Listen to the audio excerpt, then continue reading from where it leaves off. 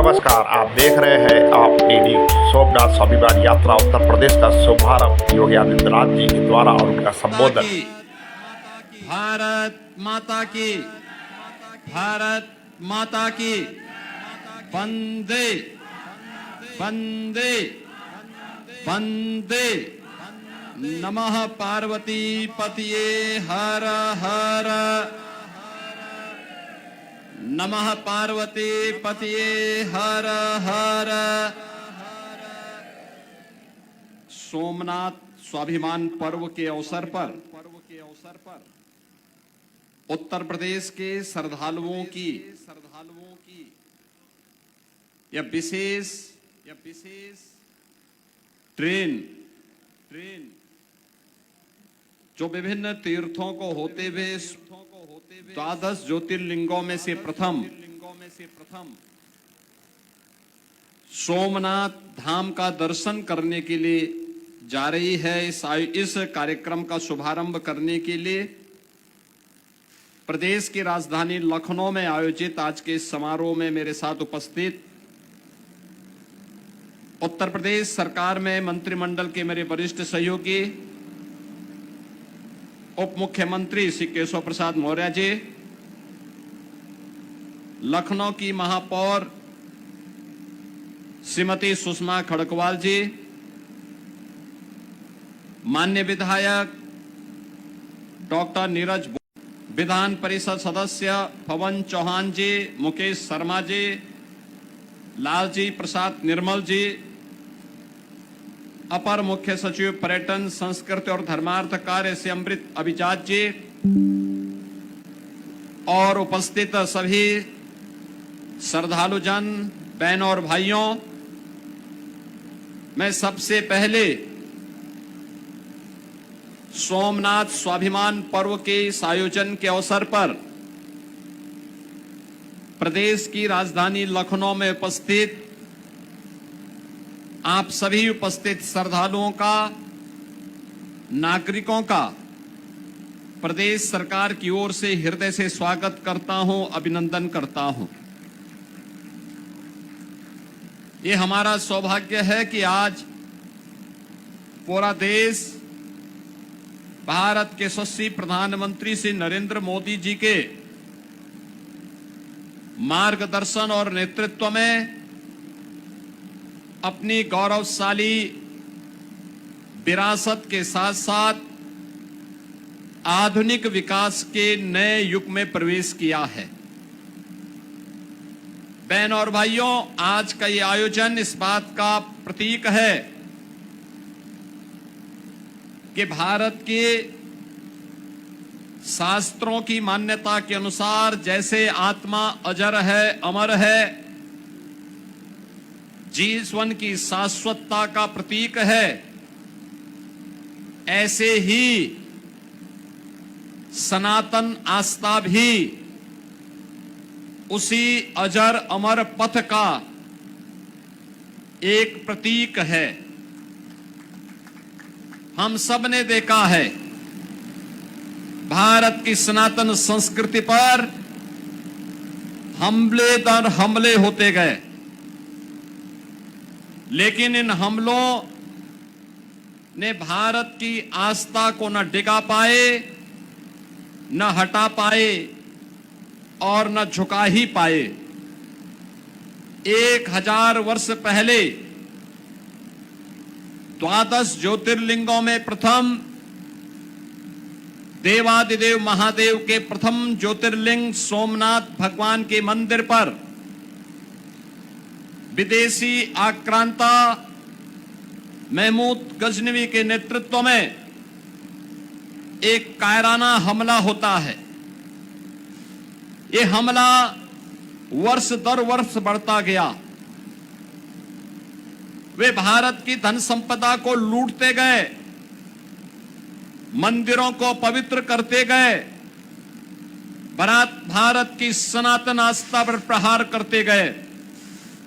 लेकिन भारत के सनातन धर्म की आस्था अपने भगवे पताके के साथ पूरी मजबूती के साथ खड़ी रही और 1000 वर्ष के बाद जब हम देखते हैं तो भारत की सनातन आस्था पूरी मजबूती के साथ दुनिया के अंदर कदम से कदम मिलाकर के आगे बढ़ रही है, लेकिन आक्रांताओं का कोई नामो निशान इस धरती पर नहीं बचा हुआ है। यही है यतो धर्मस्ततो जय का शंखनाद, जिसको आक्रांताओं की बर्बरता रोक नहीं पाई, तोड़ नहीं पाई, झुका नहीं पाई। और सनातन की इसी आस्था का आयोजन है सोमनाथ स्वाभिमान पर्व। बहन और भाइयों, स्वतंत्र भारत में हर भारतवासी की इच्छा थी, हर भारतवासी अभिलाषा रखता था कि भारत को केवल राजनीतिक स्वतंत्रता नहीं बल्कि भारत की सांस्कृतिक स्वाधीनता भी भारत को प्राप्त हो। इसके लिए लगातार उस प्रकार के प्रयास को आगे बढ़ाने के लिए प्रयास हुए, अनेक ओर से आवाज उठाई गई, लेकिन भारत माता के महान सपूत, भारत की अखंडता के शिल्पी लौह पुरुष सरदार वल्लभ भाई पटेल ने सोमनाथ के तट पर ही सोमनाथ मंदिर के समय की दुर्दशा को देख करके संकल्प लिया था कि सोमनाथ मंदिर का पुनरुद्धार होगा।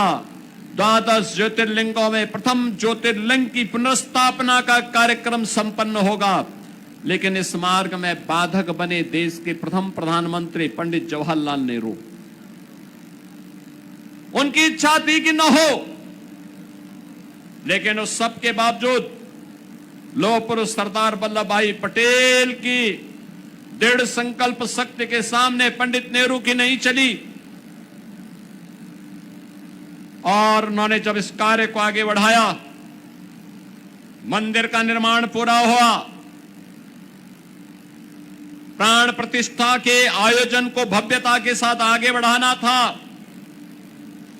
आयोजन समिति ने तत्कालीन राष्ट्रपति डॉक्टर राजेंद्र प्रसाद जी को आमंत्रण दिया, तब भी कांग्रेस की सरकार और पंडित जवाहरलाल नेहरू उस मार्ग में बाधक बने। उन्होंने तब भी लिखा था कि इस आयोजन में नई भागीदार बनना चाहिए। यानी हिंदुओं की आस्था पर किस हद तक प्रहार हो रहा था, सनातन की आस्था पर किस हद तक प्रहार हो रहा था। इन्होंने कहा था उस समय भी किया, धर्मनिरपेक्षता की भावनाओं के विपरीत होगा सोमनाथ मंदिर के पुनरुद्धार कार्यक्रम में जाना। बहन और भाइयों, एक तरफ तुष्टीकरण की पराकाष्ठा करके कश्मीर में धारा 370 लागू करने वाले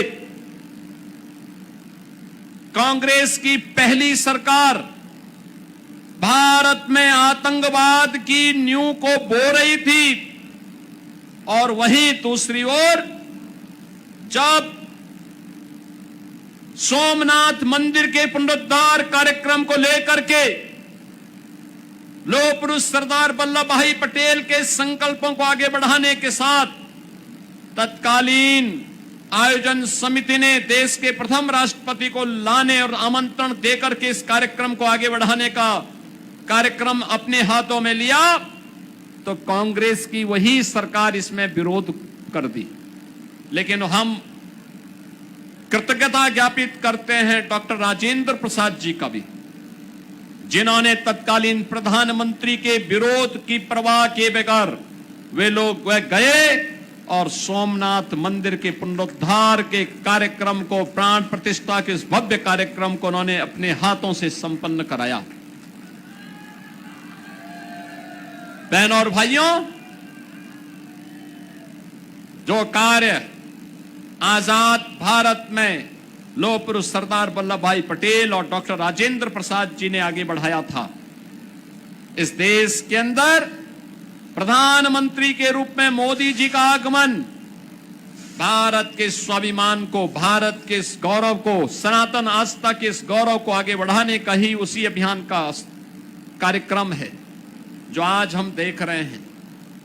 कोई सोचता था आज से 10 वर्ष 11 वर्ष पहले कि अयोध्या में राम मंदिर का निर्माण हो पाएगा, आज हर भारतवासी, देश ही नहीं दुनिया में, भारत के अंदर कहीं भी आप जाइए, पूर्वोत्तर के भारत में जाइए, पश्चिमी भारत में जाइए, उत्तर भारत में आप कहीं भी जाइए, दक्षिण भारत में कहीं भी जाइए, और दुनिया के अंदर किसी भी देश में आप जाइए, जहां कहीं भी जाएंगे, हर ओर एक आवाज उठेगी, और आवाज उठती है जय श्री राम का। कोई भी भारतीय में देखता है, कहीं भी देखता है, देश में, दुनिया में, वो देख करके ही अनुमान लगा लेता है कि हम उत्तर प्रदेश से हैं, और फिर उसकी ओर से स्वतः आवाज उठती है जय श्री राम का। जब बातचीत होती है तो प्रफुल्लित होता है कि हम अयोध्या नहीं जा पाए, जाने की इच्छा है, लेकिन अच्छा लगा जब अयोध्या में राम मंदिर का निर्माण हुआ। आज अयोध्या में भव्य राम मंदिर का निर्माण हुआ है। क्या 500 वर्ष पहले जिन आक्रांताओं ने अयोध्या के राम मंदिर को अपमानित करने का काम किया था, हिंदुओं की आस्था पर कुठाराघात किया था, क्या वो हमारी आस्था को डिगा पाए, हटा पाए? नहीं। जिन्होंने आस्था पर प्रहार किया था उनका कोई नाम लेने वाला नहीं, लेकिन सनातन की आस्था पूरी भव्यता के साथ आज भी आकाश की तरह ऊंचाइयों पर उछल करके भारत के गौरव को आगे बढ़ाने का काम कर रही है। अयोध्या में भगवान राम का भव्य मंदिर का निर्माण हो गया। केसरिया ध्वज पताका राम मंदिर में लहरा रही है। ऐसे ही आप काशी में जाते हैं, काशी में काशी विश्वनाथ धाम का भव्य कॉरिडोर, मां विंध्यवासिनी में जाते हैं, मां विंध्यवासिनी का भव्य कॉरिडोर। कुंभ क्या होता है? प्रयागराज की धरती पर आप जाते हैं, गत वर्ष का महाकुंभ हो या 2019 का कुंभ का आयोजन, दुनिया में सांस्कृतिक आयोजन किस रूप में होने चाहिए, उसका प्रतीक महाकुंभ ने समरसता के आयोजन के रूप में हम सबका ध्यान आकर्षित किया। बहनों और भाइयों, आप मथुरा वृंदावन में जाइए, उत्तर प्रदेश का ये गौरव है, ये सब कुछ आज उत्तर प्रदेश में है।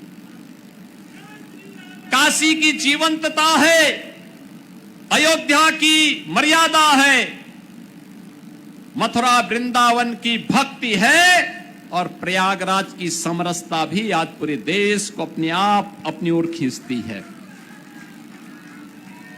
हम महाकाल में जाते हैं तो महाकाल का महालोक, आप केदारपुरी में जाते हैं तो केदारेश्वर का भव्य मंदिर और बद्री विशाल का भव्य मंदिर, आप रामेश्वरम में जाते हैं तो रामेश्वरम धाम हम सबको आकर्षित करता है।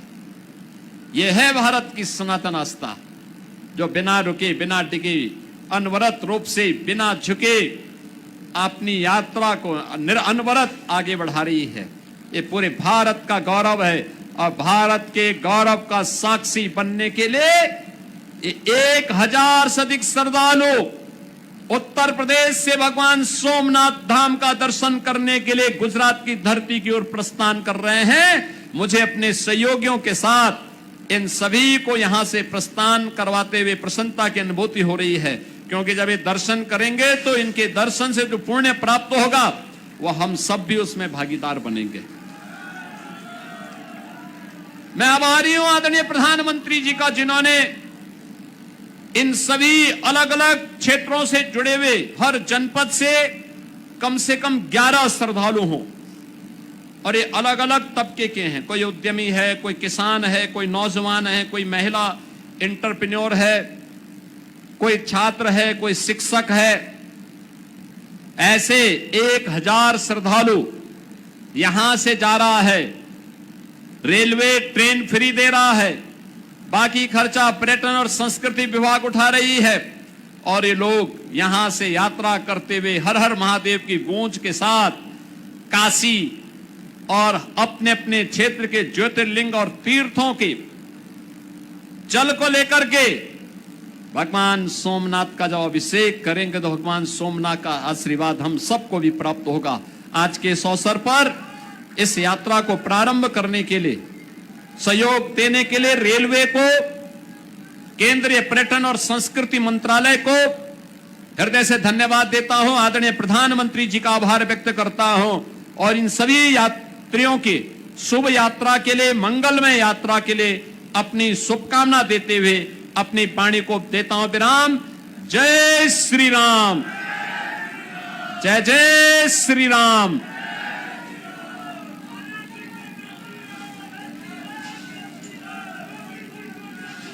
बहुत बहुत धन्यवाद, आभार माननीय मुख्यमंत्री जी आपके आशीर्वचनों के लिए।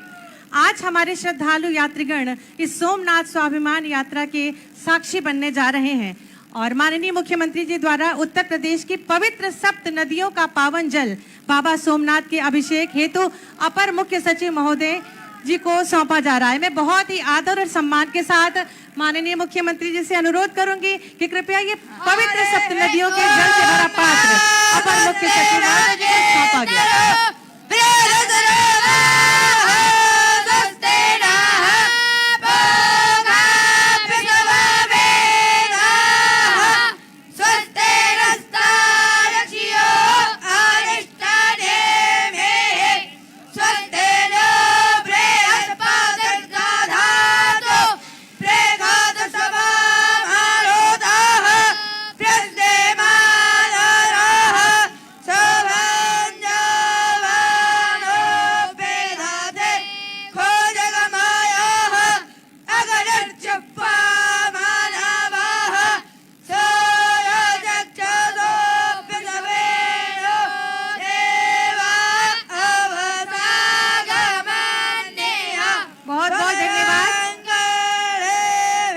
मुख्यमंत्री जी से विनम्र अनुरोध है कि कृपया इस ट्रेन को हरी झंडी दिखाकर सोमनाथ स्वाभिमान यात्रा का शुभारंभ करें। आप सभी कृपया सभी यात्रीगण ट्रेन में बैठें। शीघ्रता से सभी यात्रीगण कृपया ट्रेन में बैठें। सभी यात्रीगण शीघ्रता से ट्रेन में बैठें और व्यवस्थित हो जाएं। आप सभी यात्रीगण कृपया जल्दी जल्दी ट्रेन में अपनी जगह लें। टिकट अब ट्रेन चल देगी। आप सभी कृपया जल्दी जल्दी ट्रेन में बैठें। सभी श्रद्धालु यात्रीगण कृपया शीघ्रता से ट्रेन में बैठ जाएं। जल्दी से जल्दी अपना स्थान लें। हरी झंडी दिखाते ही ये विशेष ट्रेन चल पड़ेगी। आप सभी लोग बैठ जाएं और हरी झंडी दिखाने के साथ ही इस विशेष ट्रेन का शुभारंभ उत्तर प्रदेश के 75 जनपदों से श्रद्धालु इस सोमनाथ स्वाभिमान यात्रा के साक्षी बनने जा रहे हैं। लखनऊ से सोमनाथ यात्रा के लिए इस विशेष पर्यटक ट्रेन को माननीय मुख्यमंत्री जी द्वारा हरी झंडी दिखाकर रवाना किया गया है। इस यात्रा का उद्देश्य युवाओं को भारत की सांस्कृतिक जड़ों से जोड़ना है। सोमनाथ के गौरवशाली इतिहास का ये उत्सव है। हम सब इस उत्सव को पूरी धूमधाम और श्रद्धा से मनाएं। अटूट आस्था की 1000 वर्षों का ये उत्सव है। उत्तर प्रदेश सरकार की ये एक विशेष पहल। इस यात्रा में युवा पेशेवर, विद्यार्थी, स्टार्टअप्स, प्रतिनिधि, विज्ञान, प्रौद्योगिकी, एमएसएमई और तकनीकी सेवाओं से जुड़े कर्मचारियों को प्रमुख रूप से शामिल किया गया है। साथ ही साथ हमारी माताएं, बहनें, वरिष्ठ नागरिक, श्रद्धालु सभी इस ट्रेन में यात्रा कर रहे हैं।